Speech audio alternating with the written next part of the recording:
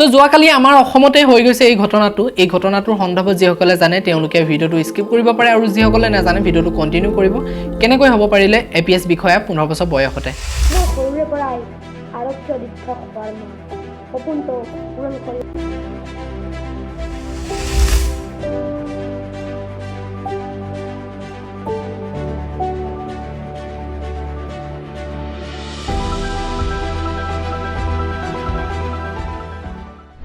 ভিডিঅ'টো শেষলৈকে চাব তেতিয়াহে গোটেই কথাখিনি বুজি পাব বহুতৰে এতিয়া প্ৰশ্ন যে চৰকাৰে কি কৰিছে 15 বছৰীয়া এজন শিশুৱে কেনেকৈ APS বিষয়া হ'ব পাৰিলে বা কেনেধৰণে হ'ল কিয় হ'ল আৰু কি কাৰণে হ'ল আৰু কিয় দিলে এই পদটো তেওঁৰে প্ৰশ্ন যে চৰকাৰে এই ধেমালিবোৰ কিয় কৰি আছে প্ৰথম কথা হ'ল এইটো অসমতে নহয় আমাৰ বিশ্বৰ বিভিন্ন প্ৰান্তৰ পৰা আমি সময়ে সময়ে এনেকুৱা ধৰণৰ খবৰ পাওঁ যে 15 বছৰীয়া ল'ৰা বা ছোৱালী এগৰাকীয়ে 14 বছৰীয়া শিশু OC পদত বা DSP পদত এনেকুৱা ধৰণৰ পদ লাভ কৰে বহুতৰে প্ৰশ্ন যে এই 15 বছৰীয়া ল'ৰাজনে কি কাম কৰিব যি নেকি তেওঁ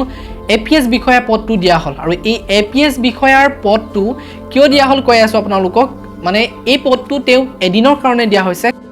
অসম পুলিচৰ DGP সন্মানীয়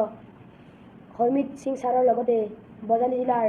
জ্যেষ্ঠ আৰক্ষী অধীক্ষক সুমন চক্ৰৱৰ্তী ছাৰৰ লগতে বজালী জিলাৰ অতিৰিক্ত আৰক্ষী অধীক্ষক তিনিয়ন ভূঞা ছাৰকে আদি কৰি বজালী আৰক্ষী অধীক্ষক কাৰ্যালয়ৰ সমূহ পৰিয়ালবৰ্গক আন্তৰিক কৃতজ্ঞতা জ্ঞাপন কৰিছোঁ মই সৰুৰে পৰাই আৰক্ষী অধীক্ষক হোৱাৰ সপোনটো পূৰণ কৰিব পাৰিম নে নোৱাৰিম নাজানো কিন্তু মনে প্ৰাণে চেষ্টা কৰিম আজি এই বিশেষ দিনটোত বজালী জিলাৰ এদিন আৰক্ষী অধীক্ষক দিয়া কথাটো মই চিৰদিন মনত ৰাখিম মোৰ জন্মক্ষণৰ লগত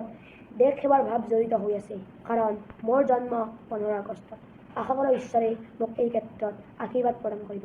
বৰ্তমান অসমত শিশু অধিকাৰ হত্যা চলি আছে শিশুসকল ধৰণীৰ সম্পদ গতিকে শিশুসকলৰ ভৱিষ্যত উজ্জ্বল কৰাৰ ক্ষেত্ৰত প্ৰতিগৰাকী অভিভাৱকে এক বিশেষ ভূমিকা লোৱাটো উচিত এই কামটোৰ বিশ্বৰ শিশু দিৱস উপলক্ষে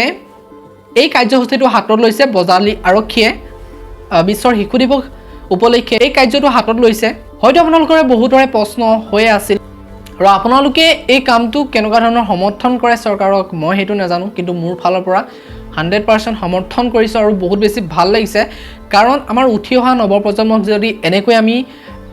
উঠি অহা নৱপ্ৰজন্মক যদি চৰকাৰে এনেকৈ উৎসাহিত কৰিব পাৰে তেনেহলে ইয়াতকৈ আৰু ভাল কথা কি হ'ব পাৰে আমাৰ উঠি অহা প্ৰত্যেকজন নতুন প্ৰজন্মই তেতিয়া বহুত বেছি কষ্ট কৰিব নিজৰ সপোনটো সাৰ্থক কৰিবলৈ চেষ্টা কৰিব গতিকে এই পদক্ষেপটো খুব বেছি ভাল লাগিছে মই ভাবো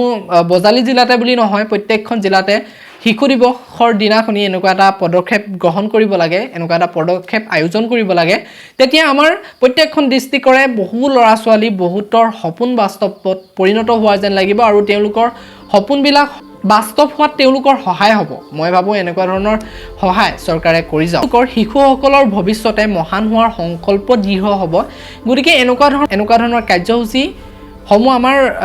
বজালী জিলাতে বুলি নহয় আমাৰ প্ৰত্যেকখন ডিস্ট্ৰিক্টতে হোৱাটো উচিত কাৰণ শিকোৱা ধৰণৰ কাৰ্যসূচী আমাৰ প্ৰত্যেকখন জিলাতে কৰে তেতিয়াহ'লে বহুত বেছি আমাৰ উঠি অহা নতুন প্ৰজন্মৰ সকলে উৎসাহ পাব প্ৰেৰণা পাব গতিকে মোৰ কাৰণে এইটো বহুত বেছি ভাল আপোনালোকে কোনে কেনেকুৱা ধৰণৰ ভাবিছে হেতু কমেন্ট বক্সত কমেন্ট কৰি জনাব এইটো মোৰ কাৰণে মই ভাবো এইটো বহুত পজিটিভ এটা অনুষ্ঠান গতিকে ইয়াৰ সমালোচনা কৰিবলগীয়া একো নাই সো আজিলৈ ভিডিওটো ইমানে আছিল লগ পাইছো মই এটা ভিডিও তেতিয়ালৈকে সকলোৱে ভালে থাকক আৰু চেনেলটো যদি নতুনকৈ আছে তেন্তে সাবস্ক্ৰাইবটো কৰি ল'বলৈ নাপাহৰিব বাই বাই